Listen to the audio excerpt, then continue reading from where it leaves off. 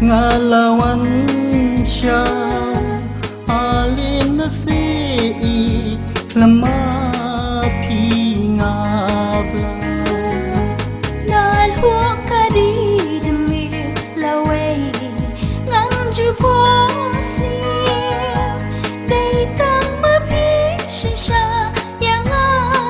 bawan kersi nakababun balang nalajin tang yapi si serci jingmut tang happy ngalaray ko ak sang tijangpi jing igin yay te song tang yapi hingan bu long kabarong nakababun balang nalajin tang yapi si serci jingmut tang happy ngalaray ko ngadu kadano jing igin yay te song tang yapi hingan bu long kabarong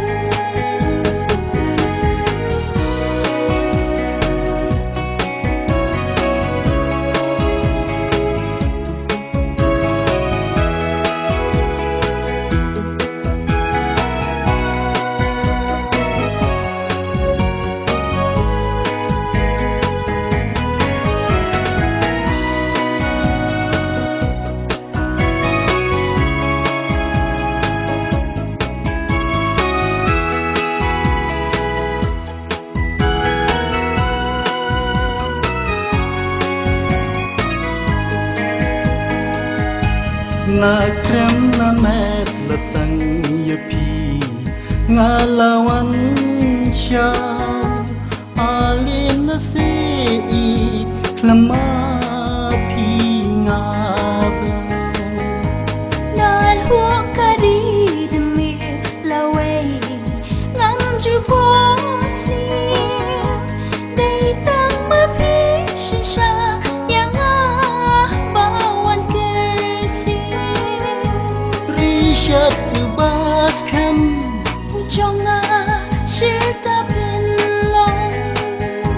dapur katin siyangnya karay happy ka syong ak sang tijangpi jing igan tingkang ngadu tabasdang habandawan rishat ubas kam ujong sirta penlong dapur katin siyangnya karay happy ka syong ak sang tijangpi jing igan tingkang ngadu tabasdang habandawan nadu tabasdang